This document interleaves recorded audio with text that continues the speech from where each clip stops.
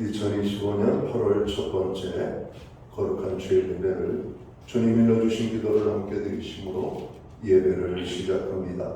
너희는 이렇게 기도하라.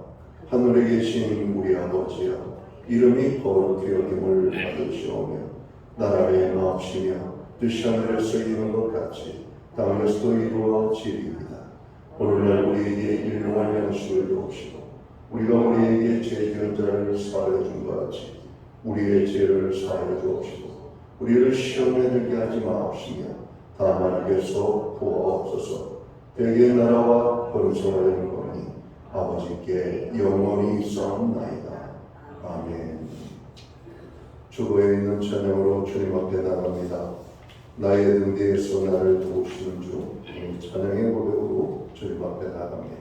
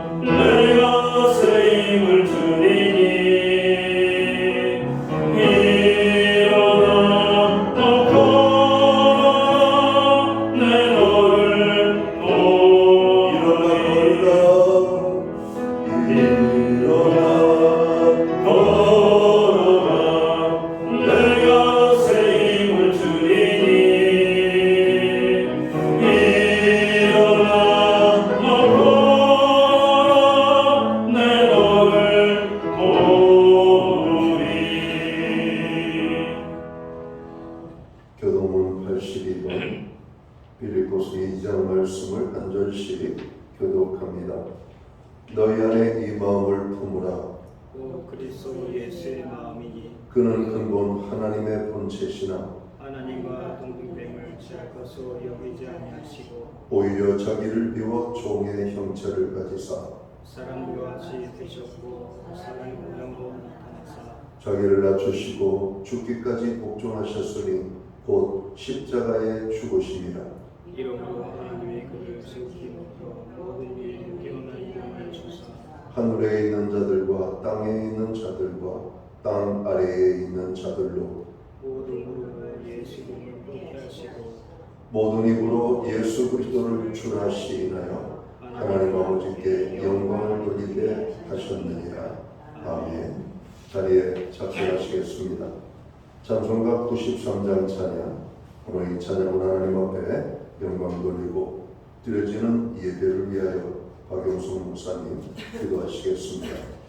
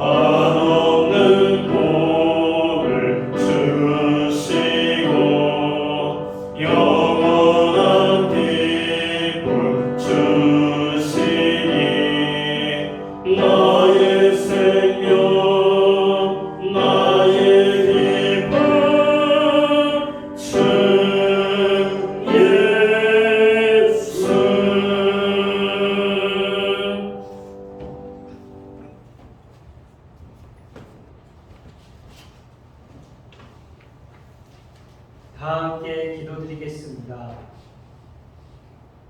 만물을 다스리시며 새롭게 하시는 크고 놀라우신 하나님 아버지께 감사와 찬양을 올려드립니다. 십자가의 사랑으로 우리의 죄를 속량하시고 죽음을 이기시고 살아나셨으며 심판의 주로 다시 오실 예수님을 찬양합니다. 우리에게 지혜 주시고 능력 주시는 보혜사 성령님을 찬양합니다. 아버지, 계속되는 폭염과 무더위 속에서도 저희를 눈동자같이 지켜주시고 주의 날개 그늘 아래 보호하여 주셨다가 이제 주님의 날에 나와 기쁨과 감사로 예배드리게 하심을 감사드립니다. 저희의 예배를 기쁘게 받아 주옵소서.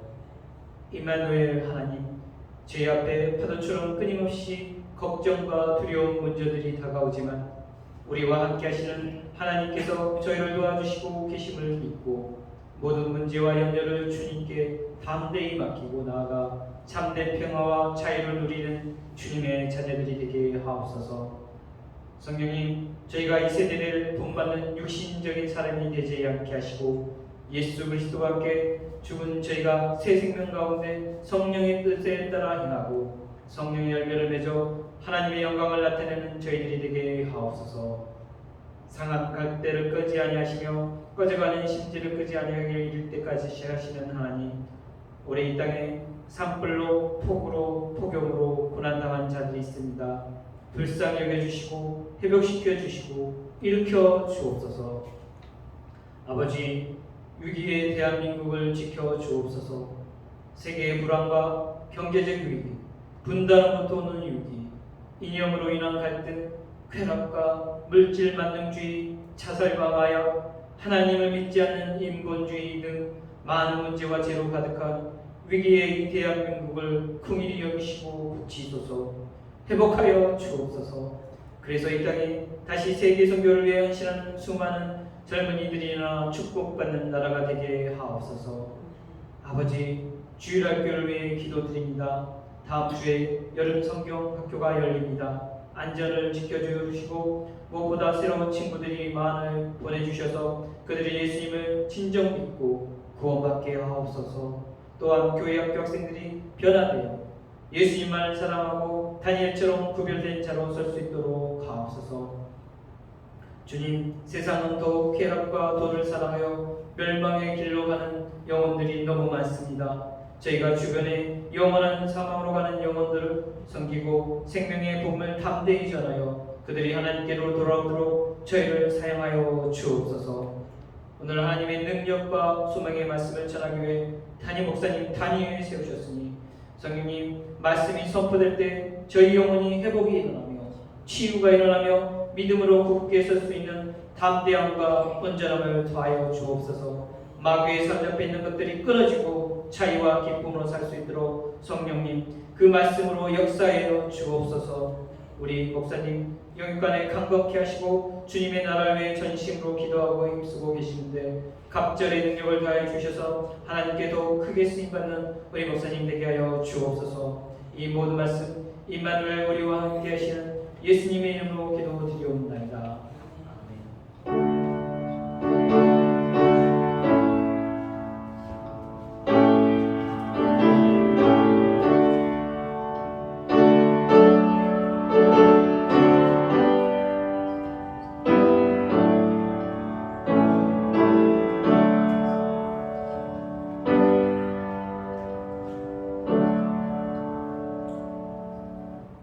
첫째 주 거룩한 주일에 교회와 성도들에게 주시는 하나님의 말씀입니다. 함께 보실 주의 말씀은 신약성경 364면 히브리서 11장 1절 말씀에서 10절까지의 말씀입니다. 찾으신 말씀을 한 절씩 교독하는 방법으로 말씀을 봉독하겠습니다. 제가 먼저 히브리서 11장 1절 말씀을 봉독을 합니다. 믿음은 바라는 것들의 실상이요 보이지 않는 것들의 증거니 믿음으로 모든 세계가 하나님의 말씀으로 지어진 줄 우리가 아나니 보이는 것은 나타난 것으로 말미암아 된 것이 아니니라.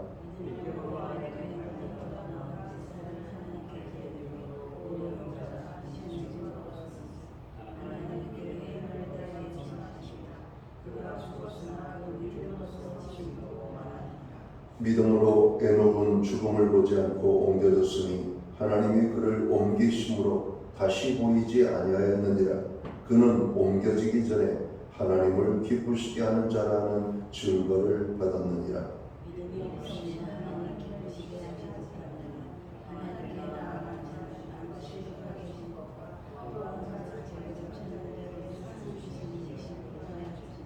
믿음으로 노아는 아직 보이지 않는 일에 경고하심을 받아 경외함으로 방주를 준비하여 그 집을 구원하였으니 이로 말미암아 세상을 정죄하고 믿음을 따르는 의의 상속자가 되었느니라.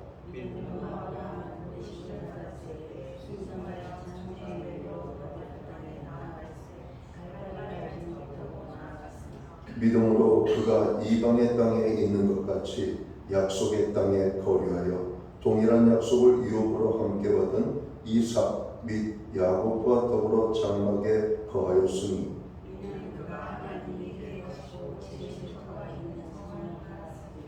아멘. 찬송가 215장 찬양, 이 찬양 1절과 2절 찬양으로 하나님 앞에 영광 돌리고 드려진 헌물 위하여 봉헌 기도 드리겠습니다.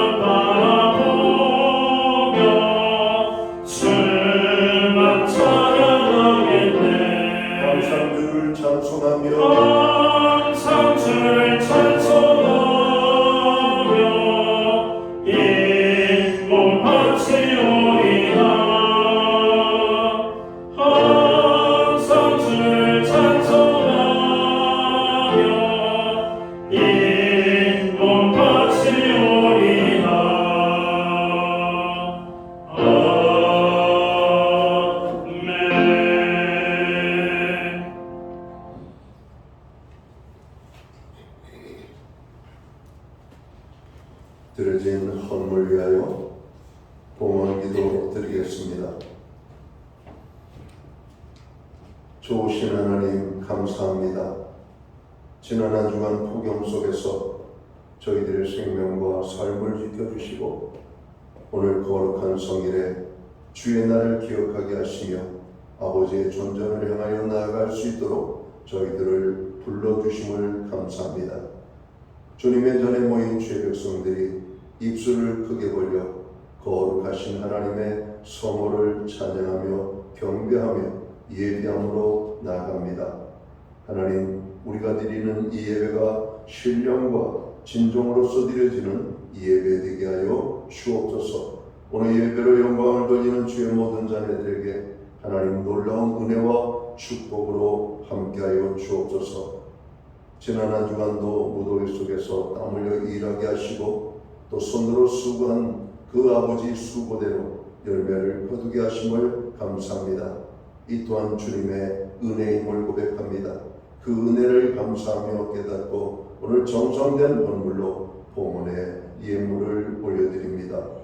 11조의 예물로 각종 제목의 감사의 예물로 목적성 헌물들과 또 고난 중에 있는 자들을 위한 구호 헌금 그리고 주일헌금으로 주님 앞에 드리게 하심을 감사합니다.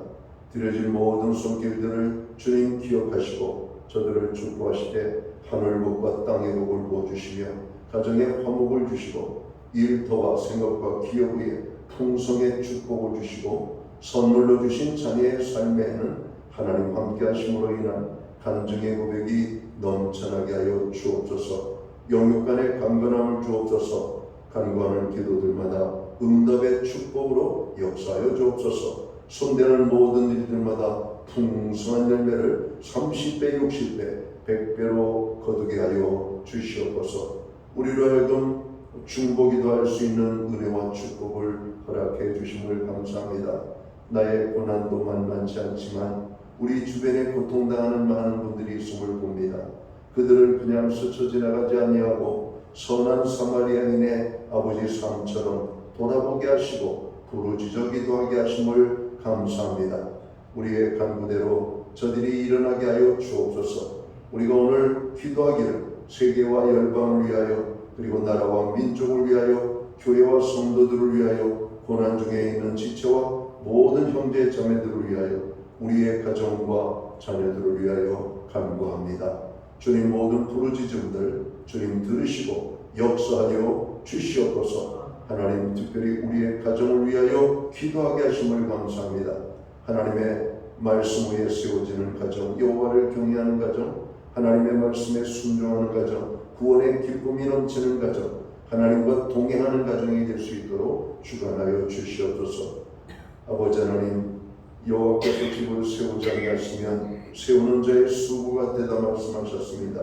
하나님, 우리의 가정들을 주님의 권능의 손으로 붙잡아 주시옵소서. 이 시간 주님의 손길을 필요로 하는 많은 심령들이 있습니다.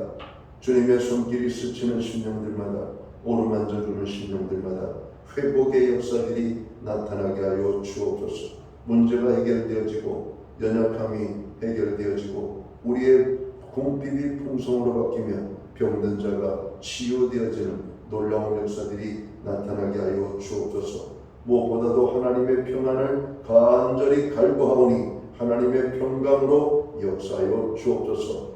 오늘 우리로 하여금 드릴 수 있는 환경과 믿음으로 드리게 하심을 감사합니다.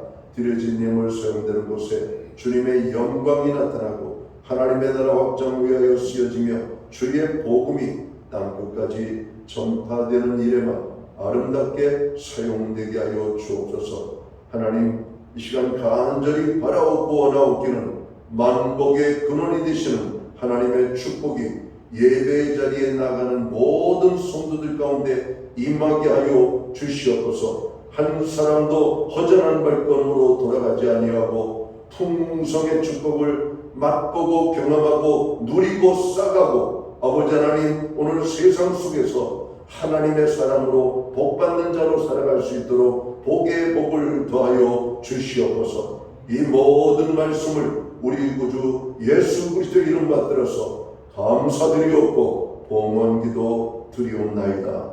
아멘.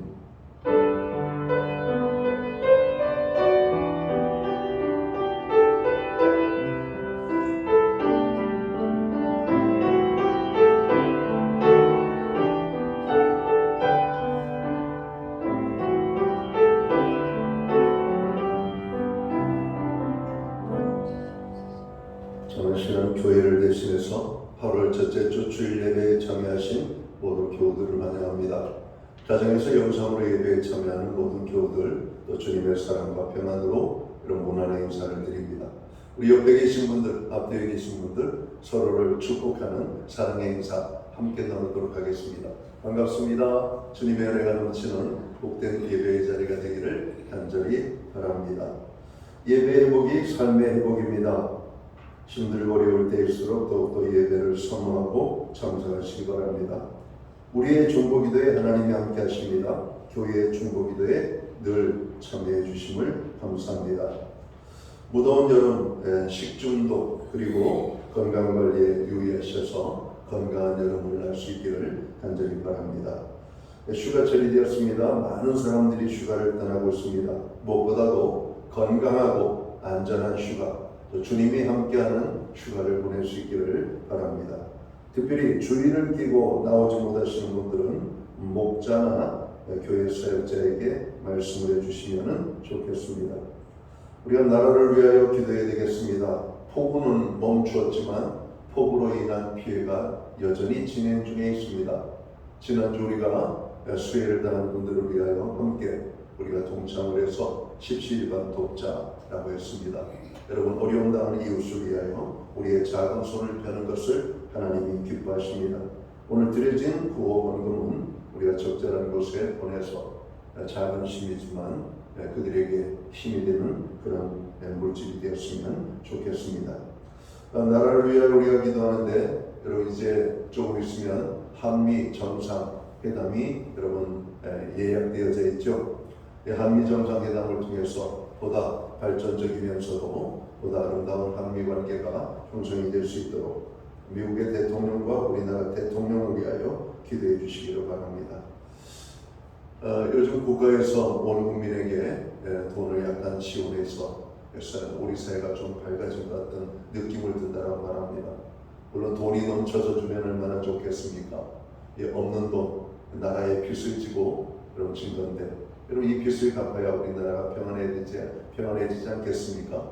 나라의 경제 회복을 위해서, 산업의 회복을 위해서, 그리고 모든 우리의 삶의 경제적 활동 자리에 큰 은혜를 하나님 달라고 여러분 경제 회복을 위하여 기도를 해야만 하겠습니다. 목장 모임은 방학 중에 있습니다. 방학 중이라도 교회 여러분 수요 성경 공부를 제공하는 것은 방학 중에도 실시되고 있습니다. 온라인으로 제공되는 이 성경 공부에 여러분 꼭 적극적으로 참여해 주시기를 바랍니다. 금주는 예배라는 주제를 가지고 공부하도록 하겠습니다. 금주 8월 9일 토요일에서 돌아오는 주일 양일간에 걸쳐서 교회학교 여름 성경학교가 진행됩니다. 준비하는 모든 과정과 도움을 주실 분들 함께 여러분 위하여서 기도하고 여러분 성경학교를 통해서 어린아이들이 하나님을 만나고 주님을 만나고 또 그에게 믿음이 아름답게 형성되는 그런 성경학교가 될 수 있도록 기도해 주시면 좋겠습니다. 물론 진행되는 모든 과정에 안전한 진행이 중요합니다. 안전을 위하여서도 여러분 기도해 주시기 바랍니다. 윤정숙 권사님 가정에서 강단 꿋꿋이 헌물을 해주셨습니다. 기타 다른 교회 소식은 주보를 참고해 주시고 여러분 기도할 때마다 늘 교회와 또 영적인 지도자와 고난 중에 있는 분들을 위하여 기도해 주시면 고맙겠습니다. 오늘 우리는 신약성경 히브리서 11장 1절에서 10절까지의 말씀을 봉독을 했습니다.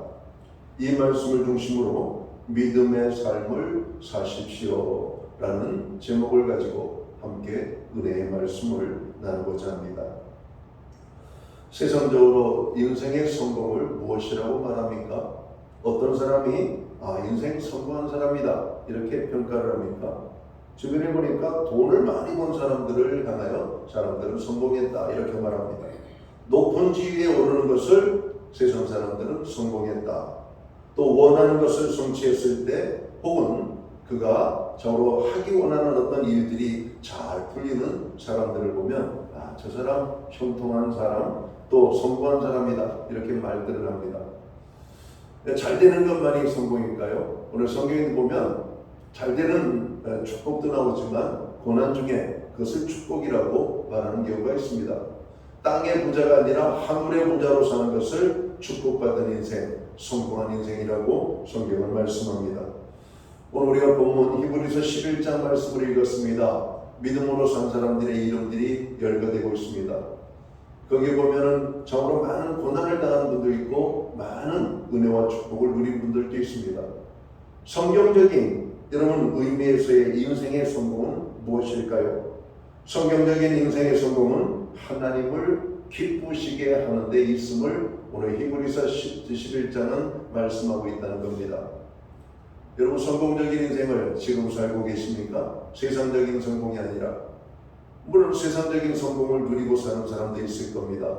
그러나 더 중요한 것은 우리가 하나님을 기쁘시게 함으로 성경적인 인생의 성공자들이 되는 것입니다.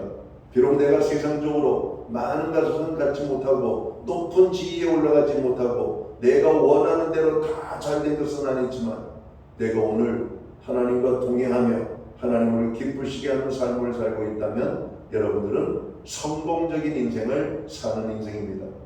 여러분 하나님을 기쁘시게 하는 사람을 누가 건드리겠어요? 안 그렇습니까? 여러분 우리가 세상을 보면 친구라고 하는 관계가 있잖아요. 내 친구가 고난당하면 얼마나 마음이 아픕니까? 내 친구가 괴롭힘을 당하면 그 친구를 돕고 싶잖아요. 여러분 우리는 하나님을 기쁘시게 하는 사람입니다. 하나님과 동행하는 사람. 여러분 하나님을 기쁘시게 하고 동행하는 사람을 누가 건드리겠어요? 사도 바울은 누가 하나님을 대적하기요 이렇게 말합니다. 여러분 이 세계에서 하나님을 대적하며 살 사람은 어떤 것도 없습니다. 아무리 강력한 무기라 할지라도 하나님 앞에는 아무것도 아닙니다. 그 하나님이 우리의 하나님이심을 믿고 우리 하나님을 기쁘시게 하는 가운데 인생의 성공자로 살아가는 저와 모든 성도들이 되시기를 주님의 이름으로 축원합니다. 그렇습니다. 인생의 성공은 오직 하나님을 기쁘시게 하느냐 아니면 하나님과 원수 되느냐에 의해서 결정되어진다 해도 과언은 아닐 것입니다. 아담과 하와를 보세요. 하나님을 기쁘시게 하는 삶을 살 때에는 그들이 에덴의 모든 축복을 누렸습니다. 그러나 하나님의 마음을 아프게 하고 불순종할 때, 그래서 그는 하나님을 기뻐하는 삶을 살지 못할 때 에덴의 축복에서 쫓겨나는 고난을 당했던 것을 보게 됩니다. 구약 성경을 읽어보면 많은 인물들의 이야기들이 등장합니다. 그러나 우리가 많은 인물들, 그럼 대표적으로 저는 사울과 다윗이라고 생각을 하고 싶어요. 오늘 사울은 실패한 인생이라고 성경은 기록하고 있고 다윗은 성공한 인생을 살았다라고 말합니다. 다윗과 사울의 차이는 무엇일까요? 사울은 교만하여 하나님과 원수가 되었고 다윗은 하나님을 신뢰하여 하나님을 기쁘시게 하는 삶을 살았음을 말씀합니다. 하나님은 다윗에 대해서 이렇게 말합니다. 내가 이새의 아들 다윗을 만나니 내 마음이 합하도다 이렇게 말합니다. 다윗은 항상 자나깨나 하나님을 기쁘시게 하는 일에 여러분 힘을 썼던 것을 기억합니다. 대표적으로 시편 18편 1절에서 다윗의 고백은 이렇게 말하죠. 나의 힘이 되신 여호와여 내가 주를 사랑하나이다. 여러분 누가 세상에서 나를 사랑한다라고 하면 기분이 좋아요 나빠요? 좋잖아요. 나를 좋아한다라고 하는 말을 하면 얼마나 좋아요. 그 사람도 여러분 정말 나도 그 사람을 좋아하게 되잖아요. 사랑하게 되잖아요. 그렇습니다. 우리가 하나님을 사랑할 때 하나님 우리를 얼마나 사랑하시겠어요. 어린아이가 부모를 의지하고 사랑하고 부모에게 매달릴 때 부모는 그 아이 때문에 인하여 얼마나 행복한지 모릅니다. 그런데 아이가 부모를 거절하고 부모에게 가까이 오기를 원하지 않고 품에 안기기를 원하지 아니할 때 그 아이가 얼마나 안타깝겠어요. 이 아이가 왜 이러지? 이 아이가 무슨 문제가 있나? 이런 거 아니에요? 요즘 오늘 우리의 삶 속에서 오늘 사울은 하나님께 실패한 인생, 다윗은 하나님께 대하여 성공한 인생을 살았음을 성경은 말씀합니다. 인생의 성공과 실패는 하나님과의 관계에 달려 있습니다. 하나님과 원수되면 실패한 인생이고 하나님을 기쁘시게 하면 성공한 인생이 되는 겁니다. 그래서 우리는 믿음의 삶을 사는 것이에요. 우리들은 하나님을 기쁘시게 해드리는 삶을 살아야 되겠습니다. 그렇게 사는 사람에게 하나님은 현세의 축복뿐만 아니라 영원한 성공을 보장하실 것이라고 성경은 약속합니다. 자, 그럼 본문에서 찾아지는 하나님을 기쁘시게 하는 삶의 요소는 무엇일까요? 여러분 믿음이라고 오늘 성경을 말씀하고 있잖아요. 믿음으로 계속해서 히브리서 11장은 아담의 이야기, 아벨의 이야기, 에녹의 이야기, 아브라함의 이야기 모든 사람들을 말하면서 항상 거기에 믿음을 여러분 말하고 있다는 겁니다. 믿음이 없이는 하나님을 기쁘시게 할 수 없음을 오늘 본문 6절은 말씀하고 있습니다. 믿음이 없이는 하나님을 기쁘시게 못한다. 여러분 단적으로 성경은 믿음으로 행하지 않는 모든 것은 죄라고 말씀합니다. 하나님 앞에 우리가 예배를 드릴 때에도 여러분 믿음이라고 하는 여러분 요소가 여러분 담겨 있다는 사실을 아십니까? 거룩하신 하나님 앞에 그 하나님을 향하여 우리가 믿음의 예배를 드리는 것입니다. 하나님 우리가 드리는 이 예배를 하나님이 받으신다는 믿음, 우리의 예배의 자리에 하나님이 임하여 좌정하고 계시다라고 하는 그 믿음, 하나님이 오늘도 예배자들의 예배를 받을 뿐만 아니라 오늘 예배하는 한 사람 한 사람에게 하나님의 은혜와 축복을 부어주신다라고 하는 이 믿음. 여러분 그래서 이 예배를 드리는 시간만큼은 정말 세상에 어떤 것하고도 바꿀 수 없는 여러분 복된 시간입니다. 하나님을 예배하는 시간, 하나님께 나아가는 시간, 이 시간이 얼마나 여러분 귀하고 귀한 것인지를 깨달아야 됩니다. 이 시간 우리가 믿음으로 하나님을 예배하는 진정한 예배자들이 되시기를 주님의 이름으로 축원합니다. 하나님께서는 사람을 보실 때 두 가지를 보신다라고 말합니다. 믿음과 사랑입니다. 이는 물론 하나님께 대한 믿음과 사랑임을 우리는 잘 알 것입니다. 믿음은 구원과 생활 모든 부분에 적용이 됩니다. 먼저 믿음은 구원받아 하나님의 자녀가 되는데 반드시 필요하죠. 그리고 믿음은 구원 이후의 생활에도 반드시 필요합니다. 그리고 사랑은 구원과는 밀접한 관계에 있습니다. 왜냐하면 구원받은 사람은 필연적으로 하나님을 사랑하기 때문에 그렇습니다. 구원받은 사람은 교회를 사랑하고, 구원받은 사람은 말씀을 사랑하고, 구원받은 사람은 죄 짓는 것을 미워하고 싫어합니다. 이게 하나님을 만난 구원받은 사람들의 모습입니다. 사랑은 성도의 삶 속에서 구원 이후에 점차적으로 채워가야 할 부분이죠. 그래서 우리가 믿음 생활이 성숙해지고, 성숙해진 그 삶 속에 믿음의 열매가 맺힐 때 우리는 사랑의 열매를 맺히게 될 것입니다. 여러분, 사랑의 열매가 뭡니까? 고린도전서 13장에 보면 사랑에 대한 설명을 하고 있잖아요. 사랑은 오래 참는 겁니다. 여러분, 믿음이 뭡니까? 믿음이 조금 좋으면 좋다가 믿음이 우리의 삶에 고난이 오면 믿음을 버려도 되는 것입니까? 그렇지 않잖아요. 오늘 히브리서 11장의 믿음의 사람들은 고난 중에 믿음을 잘 지켰던 사람인 것을 보게 됩니다. 그러니까 사랑은 뭔가 오래 참는 겁니다. 기다릴 줄 아는 거예요. 하나님 내가 믿는다는 것 때문에 고난이 왔을 때 그 고난을 견뎌내는 겁니다. 태풍을 견뎌내야 이런 가을에 곡식에 열매를 거둘 수가 있는 것처럼, 한번 태풍이 쳐야 여러분 바다에 물고기들이 많아지는 것처럼, 여러분 태풍이 올 때 그 태풍 자체는 고난이고 환난이고 심각한 위험이지만 그 어려움을 우리가 믿음으로 잘 인내하면 반드시 선한 열매가 맺혀지게 되는 것을 보게 되는 겁니다.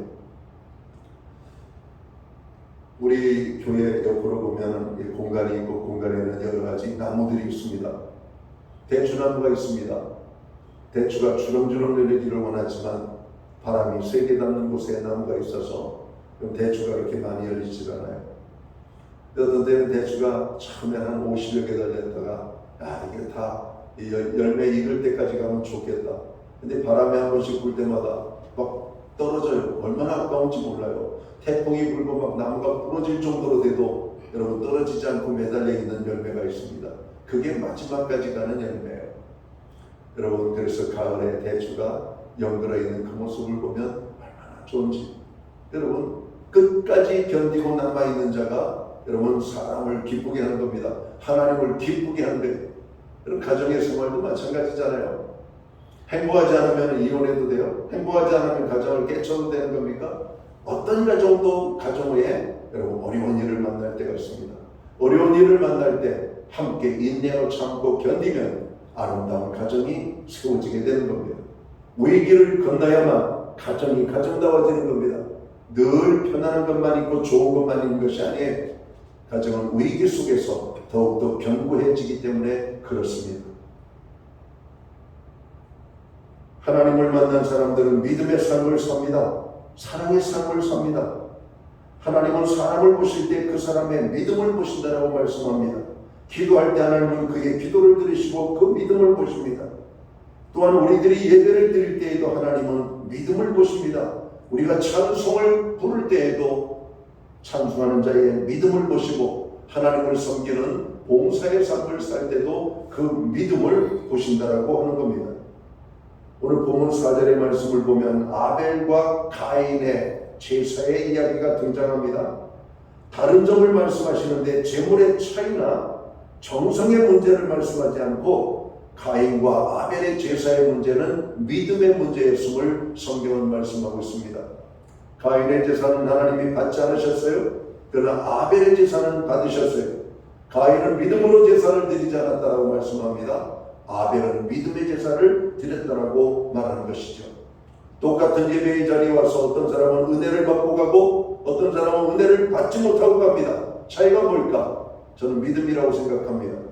악한 마귀는 우리로 하여금 하나님의 은혜와 축복을 누리지 못하도록 예배의 자리에 오긴 오지만 우리의 마음과 생각이 딴 데로 가 있으면 하나님의 은혜를 경험할 수가 없어요. 하나님께 집중하지 못하면 하나님의 은혜와 축복을 누릴 수가 없다는 겁니다. 세상에 잡다한 생각으로 채워져 있는 사람들은 하나님의 은혜와 축복을 누릴 수가 없어요. 그래서 하나님은 자꾸 우리로 하여금 예배의 자리에 와도 생각을 딴 데로 돌리게 만들고 몸은 와 있지만 마음은 세상 속에 여러분 혼란을 가져다 주며 하나님의 은혜의 축복을 누리지 못하게 하는 겁니다. 믿음은 하나님께 나아가는 데 필수적입니다. 신앙생활은 하나님께 나아가서 하나님의 은혜를 받고 생명을 받고 능력과 복을 받는 것입니다. 그러므로 신자는 계속해서 하나님 앞에 나아가기를 힘써야 되는 것이죠. 자, 그럼 우리가 어떻게 하나님 앞에 나아가야 된다고요? 오늘 성경에 있는 그대로 하면 우리가 성경 여러 곳에 있는 우리가 기도함으로 하나님 앞에 나아가야 된다. 여러분 예배 자리에 처음 오면 우리가 고개를 숙이고 기도를 하잖아요. 무슨 기도를 할까요? 저는 기본적으로 세 가지를 기도해야 된다고 생각해요. 한 주간의 삶을 돌아보며 우리의 부족과 허물은 무엇인지, 그래서 우리의 죄를 회개하는 기도. 우리 여러 가지 바쁘고 분주한 가운데 하나님께서 오늘 거룩한 주일을 사랑하게 만들고 하나님의 전으로 여러분 나아갈 수 있도록 하나님 우리를 불러주신 것에 대한 고마움의 감사. 그리고 마지막으로는 예배를 통해서 주시는 말씀이 한 주간을 우리가 거뜬하게 살아갈 수 있는 은혜의 말씀, 축복의 말씀이 되도록 하나님 우리 속에 생명의 말씀으로 임하여 주시옵소서. 그렇게 기도하는 이 기도가 여러분 주일 예배를 드리기 전에 먼저 참석해서 기도해야 될 것입니다. 여러분 그렇게 하신 분이 있을 것이고 급하게 오느라고 그렇게 못하신 분도 있을 겁니다. 그러나 우리는 짧은 시간이지만 몇 마디의 기도 속에 그 내용이 다 포함이 되어 있다고 생각합니다. 하나님 올 수 있는 은혜 주셔서 감사합니다. 저는 자격도 안 되고 와서도 안 되는 죄인입니다. 그러나 하나님 부르셔서 하나님 왔습니다. 내 죄를 용서해 주옵소서. 하나님 얼마나 기뻐하실까요? 모든 세상의 유혹과 여러분 우리의 게으름과 나태함을 극복하게 만들고 하나님의 전을 향하여 나아가게 하는 것. 여러분 기도로 하나님 앞에 나아가는 겁니다. 히브리서 4장 16절에 보니까 그러므로 우리가 긍휼하심을 받고 때를 따라 돕는 은혜를 얻기 위하여 은혜의 보좌 앞에 담대히 나아갈 것이니라. 하나님 앞에 나아가는 겁니다. 기도함으로 나아가는 것이. 우리들이 또한 하나님 앞에 나아갈 때 어떻게? 찬송함으로. 그래서 우리가 예배를 드릴 때에는 여러분 예배의 순서가 여기 기록되어 있잖아요. 여기 보면은 기도가 있고 찬양이 있고 말씀이 있고 여러분 우리가 또 하나님 앞에 드리는 헌물이 있고 또 하나님 앞에 드리는 찬양이 있고 축도로 이런 모든 예배를 마치도록 되어 있습니다. 짧은 예배의 순서지만 이것이 하나님 앞에 나아가는 우리들에게 주신 하나님의 예배의 모본이에요. 이런 구약에도 하나님 앞에 나아가는 자들은 기도함으로 하나님 앞에 문을 열고 찬송함으로 하나님을 기쁘시게 하고 하나님 앞에 지은 죄를 회개하고 주시는 말씀을 아멘으로 받고 그 축복의 말씀 앞에 그들은 반응하여 다시 찬양으로 하나님 앞에 영광 돌리고 하나님께서 그들에게 복 빌어주실 때 빌어주시는 그 축도를 받고 세상 속으로 나아가는 것이죠. 여러분 우리가 이렇게 나아가면 하나님 우리에게 은혜를 주셔요. 하나님 찬송하는 그 심령 속에 하나님이 임재하신다고 시편 22편 3절을 말하고 있습니다.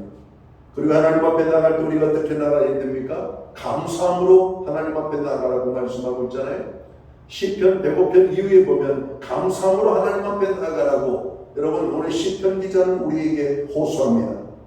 시편 100편 4절에 보면 감사함으로 그 문에 들어가며 찬송함으로 그 궁정에 들어가서 그에게 감사하며 그 이름을 송축할지어다 이렇게 말씀합니다. 감사하는 자에게 하나님의 큰 은혜가 임하는 줄을 믿습니다. 우리는 기도와 찬송과 감사함으로 하나님께 나아가고 하나님을 만나게 됩니다. 그래서 신앙생활에서 기도와 찬송과 감사가 참 중요한 것입니다. 그런데 이것을 우리 많은 성도들이 주일에 한 번 드리는 예배로 만족하려고 하는 사람들이 많습니다. 여러분 생활 속에 기도가 회복되어야 됩니다.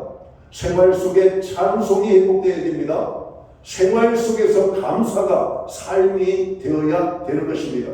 교회 안에서만 하는 것이 아니라 여러분 하루만 복 받는 것이 아니라 예배 때만 드리는 것이 아니라 우리의 삶 속에서 그렇게 되어질 것입니다. 바울이 그렇게 살았잖아요. 바울은 찬미의 제사로 하나님 앞에 나아갔고 어려운 일을 만나면 부르짖어 기도하며 하나님 앞에 나아갔고 하나님께 늘 감사하기를 힘썼던 여러분 이 바울의 모습을 보게 됩니다. 아브라함이 그랬고 다윗이 그랬고 여러분 다니엘이 그랬고 성경의 믿음으로 산 사람들이 다 그렇게 살았음을 말씀하고 있습니다. 여러분 우리가 생활 속에서 여러분 찬양과 기도와 감사가 얼마나 중요한지 모릅니다. 그런데 거기에 반드시 또 하나 있어야 될 것이 있는데 그것은 바로 믿음이라는 것이죠. 믿음의 기도, 믿음의 찬송, 여러분 믿음의 감사를 드리는 것입니다. 여러분 오늘 우리가 교회 주일에 와서 준비 찬양하면서 여러분 찬양을 불렀고 예배하면서 우리가 찬양을 불렀잖아요. 예수는 나의 힘이요 내 생명 되시니 여러분 오늘 거기에 믿음의 고백이 들어가야 됩니다. 주님 그렇습니다. 주님이 나의 힘이십니다. 주님이 나의 삶의 은혜를 주시는 분이십니다. 이 믿음이 여러분 찬양 속에 기도 속에 감사 속에 여러분 머물러야 된다는 겁니다. 오늘 본문이 우리에게 말씀하는 내용이 뭡니까? 믿음이 있어야 하나님께 나아갈 수 있고 기쁘시게 할 수 있다는 것이죠. 우리가 하나님께 나아가는데 믿음이 필요합니다. 어떤 믿음이 필요합니까? 오늘 성경의 말씀대로 찾아보면 하나님이 계신 것을 믿는 믿음입니다. 하늘에 계시지 아니하고 오늘 이 자리에 우리의 예배의 자리에 임하시는 하나님. 오늘 우리 박 목사님 기도 중에도 임마누엘의 하나님 말씀하셨는데 여러분 임마누엘의 하나님 뭡니까? 우리와 함께 하시는 하나님. 우리의 예배를 받으실 뿐만 아니라 우리의 삶에서 우리와 함께 하시기를 원하시는 하나님이심을 말씀하고 있는 것이죠. 여러분 함께 있다는 것은 행복한 것입니다. 함께 있다는 것은 고난도 즐거운 것입니다. 여러분 우리가 함께하는 것이 얼마나 큰 축복인지. 오늘 현대인들의 특징은 뭔가 혼자 있는 것을 좋아하는 것이죠. 모여있는 것을 싫어해요. 여러분 이것을 사회적인 현상이라고 볼 것으로만 우리가 생각하지 말고 악한 마귀의 괴계가 있다는 생각을 한번 해보셔야 됩니다. 하나님은 모여있는 것을 좋아하지 않아요. 여러분 공산당들은 모여있는 것을 좋아하지 않잖아요. 왜? 모이면 자꾸 비난하고 불만을 말하니까 자기들이 잘할 생각을 하지 않고 모여있는 것을 못 모이게 만들어요. 왜? 모이면 문제가 일어나면 크게 일어나니까. 전 세계 어느 나라나 똑같아요. 사람들이 모이면 뭔가 불만을 말하고 불만이 폭발하면 큰 위기. 특별히 공산주의자들이 그래요. 여러분 민주주의의 자유에 대해서 불안감을 가지고 있는 많은 사람들이 북한이 그렇고 중국이 그렇잖아요. 모여있는 것을 기뻐하잖아요. 단지 그들의 모임은 그들만의 모임만을 좋아해요. 공산당들의 모임, 일반 사람들이 모이는 것을 싫어해요. 가족도 깨쳐버려요. 다 깨쳐버려요. 아이들을 유치원으로 사상교육으로 빼죠. 젊은이들은 군대로 여러가지 노동 현장으로 뺏어가지고 가족들이 함께하지 못합니다. 러시아의 전쟁 때 여러분 북한에 많은 군인들이 갔잖아요. 근데 부모들은 여러분 우크라이나 전선에 간 줄도 모르고 있는 여러분 환경도 있다고 그러잖아요.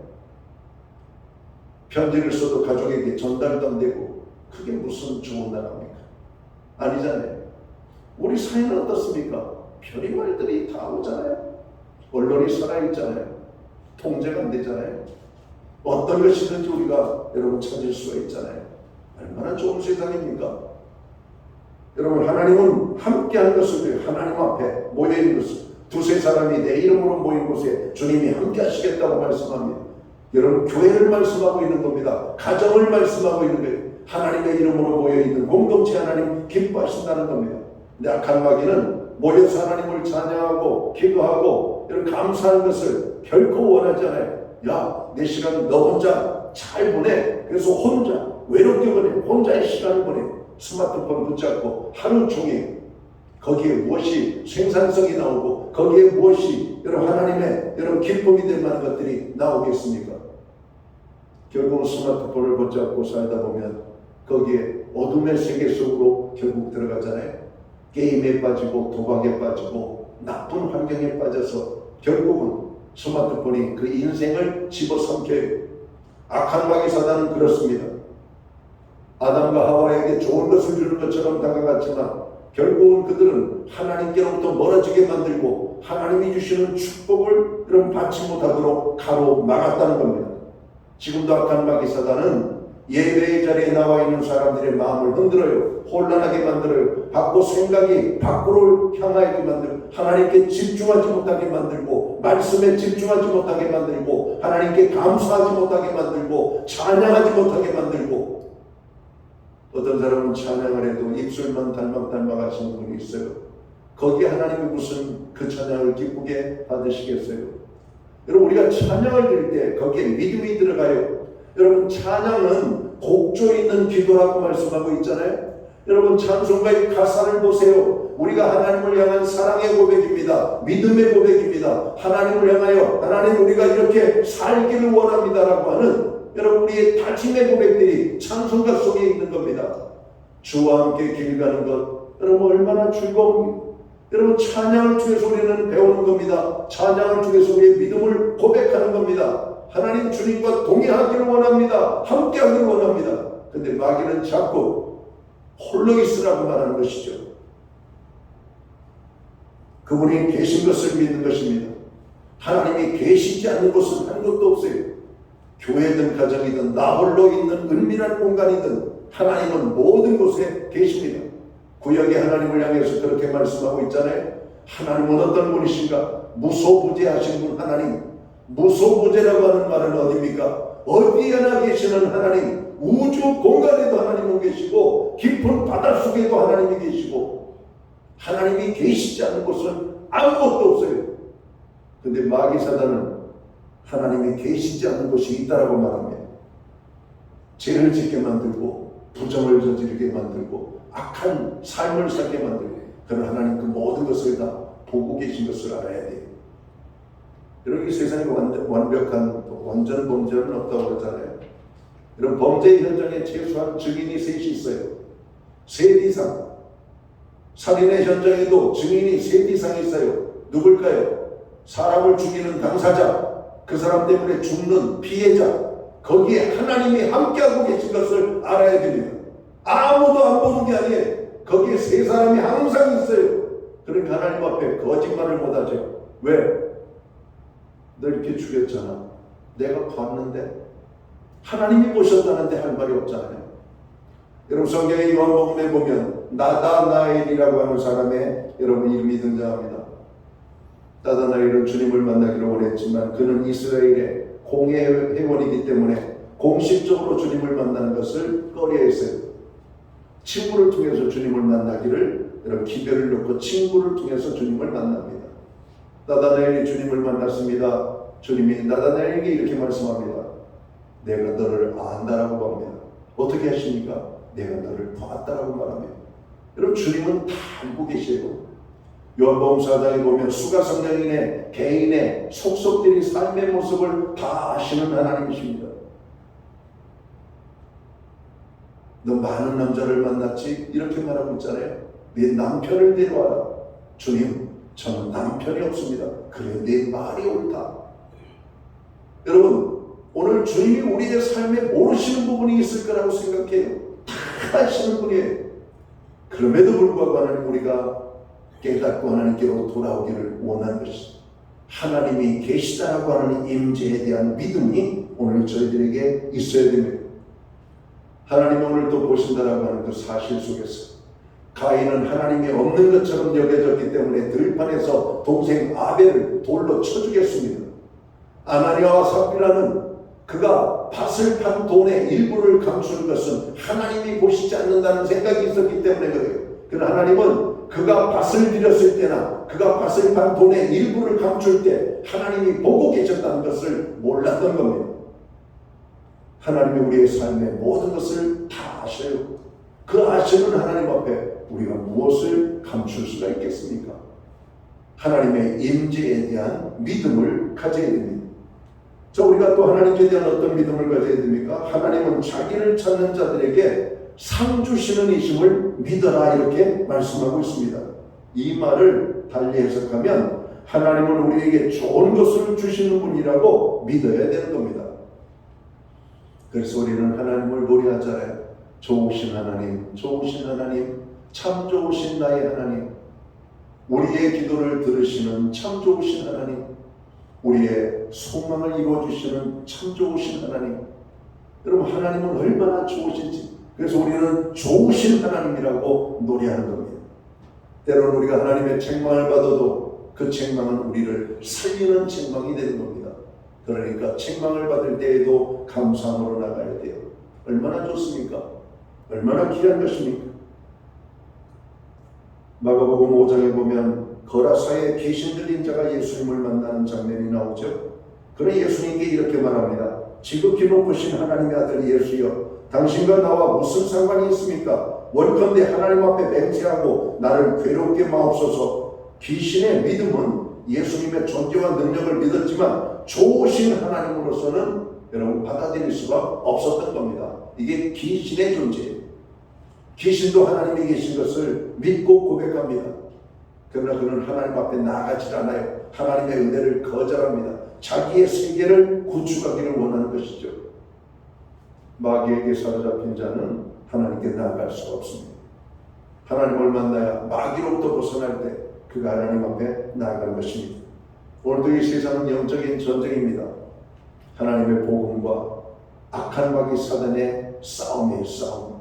한 영혼이 주님께로 돌아올 때 그 영혼을 붙잡고 하나님께로 돌아가지 못하도록 방해하고 회방하는 악한 마귀의 괴계가 얼마나 강한지를 우리가 보아야만 해요. 한 영혼을 주님께로 인도하기 위해 우리는 기도해야 됩니다. 전력을 쏟아부어야 돼요. 시간을 쏟아부어야 되고 많은 정성과 수고를 쏟아부어야만 합니다. 이번 폭우에도 인명사고가 났잖아요. 갑자기 불어난 계곡의 물 때문에 사람이 휩쓸려 갔습니다. 못 찾았습니다. 그러나 그 사람을 찾기 위하여 매일 몇 날을 여러분 1000여 명의 이런 많은 사람들이 수색을 하고 작업을 해요.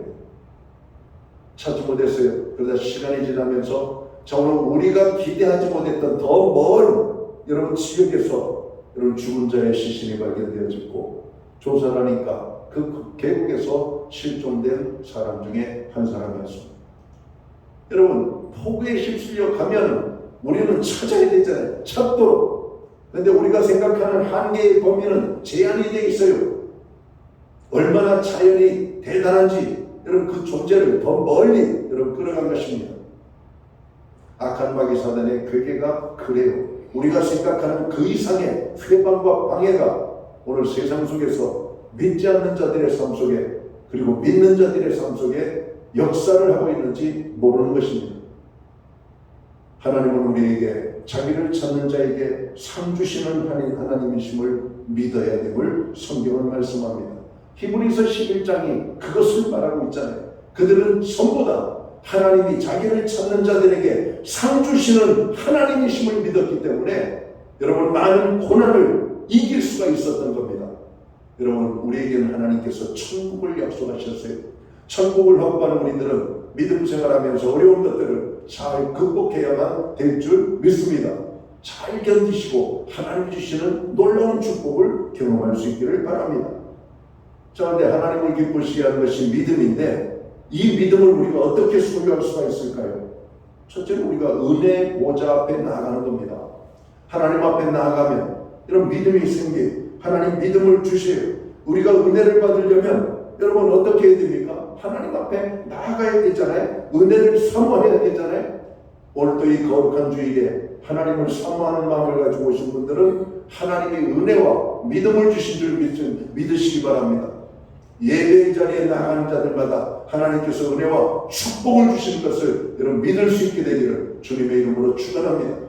예배를 드리면 우리 마음이 평안하잖아요. 행복하잖아요. 넘치잖아요. 기쁨이 있잖아요. 여러분 그래서 예배의 자리에 꼭 나오셔야 돼요. 예배의 회복이 될 때 우리의 삶이 회복이 되는 겁니다. 힘들고 어려울 때일수록 더욱더 예배의 심수는 저희들이 되어야 돼요. 믿음은 어떻게 생기는가? 오늘 성경에 보면 말씀을 들을 때 믿음이 생기는 겁니다. 하나님의 말씀을 들으면 믿음이 생기잖아요. 기쁨이 넘치잖아요. 하나님이 우리에게 힘 주시는 것을 알게 되잖아요. 그래서 마귀는 어떻게 하든지 하나님의 백성들이 말씀을 듣는 것을 회방을 하는 겁니다. 여러분 믿음은 어떻게 생겨요? 하나님을 만나는 체험이 있어야 돼요. 하나님을 못 믿는 이유가 어디 있을까? 하나님을 만나지 못했기 때문에 그래요. 하나님을 만나기만 하면 그의 믿음은 자라게 됩니다. 바울이 다메섹에서 부활의 주님을 만난 이후로 그의 삶은 완전하게 달라지잖아요. 다메섹의 주님을 만나기 전에 바울은 그리스도인들을 핍박하고 잡아 가두는 권력자였습니다. 무서운 자였습니다. 핍박자였습니다. 그러나 부활의 주님을 만난 이후로 그는 부활의 주님을 증거하는 삶을 살게 된 것입니다. 무엇이 그의 삶을 변화를 시켰을까요? 부활의 주님을 만난 체험 때문에 그런 것입니다. 우리의 믿음이 뜨끈미지근한 것은 뭘까? 여전히 믿는다 하면서도 우리가 하나님을 체험하지 못했기 때문에 그렇습니다. 하나님을 체험하는 이 8월 한 달이 되시기를 주의 이름으로 축원합니다. 여러분 기도의 자리에서 하나님을 체험하십시오. 찬송의 자리에서 하나님을 체험하십시오. 그리고 여러분의 삶에 여러분 그 순간순간 하나님을 체험할 수 있기를 바랍니다. 아, 하나님이 도우셨구나. 하나님이 나를 붙잡아 주셨구나. 하나님 감사합니다. 여러분 이 하나님을 매 순간순간 우리가 체험하면 우리의 믿음은 아름답게 되는 것입니다. 하나님이 기뻐하는 믿음이 되는 겁니다. 이 믿음을 가질 때 우리는 세상을 넉넉하게 이길 수 있음을 믿을 수 있게 되기를 주님의 이름으로 축원합니다. 기도합니다. 하나님 아버지, 히브리서 11장은 우리에게 믿음을 말씀하고 있습니다. 믿음이 없는 기도, 믿음이 없는 감사, 믿음이 없는 찬송, 믿음이 없는 예배, 하나님을 기쁘시게 할 수 없습니다. 하나님 우리가 무엇을 하든지 믿음의 삶으로 하나님을 기쁘시게 하고 하나님의 은혜와 축복을 누리는 저희들 되게 하여 주옵소서. 예수님께 하신 이름으로 기도하옵나이다. 아멘. 자리에서 다 함께 일어나셔서 찬송가 545장 찬양 1절 찬양 드리고 축도함으로 우리 예배를 마칩니다.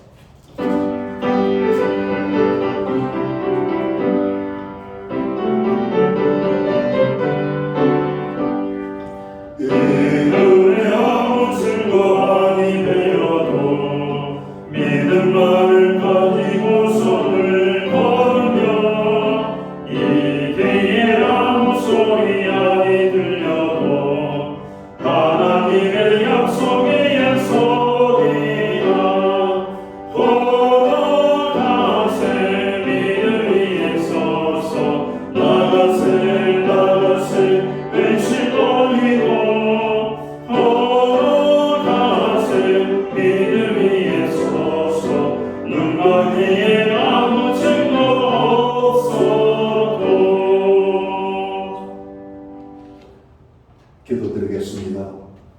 이제는 교회의 머리가 되시는 우리 구주 예수 그리스도의 크신 은혜와 하나님 아버지의 무한하신 사랑하심과 성령님의 감화 감동 교통하심과 늘 함께하여 주시는 역사가 예배로 영광을 돌리고 돌아가는 사랑하는 모든 성도들 그 머리 위에 저들의 가정 위에 세우신 교회들 가운데 이제로부터 영원토록 함께하여 주시옵기를 예수님의 이름으로 간절히 축원하옵나이다. 아멘.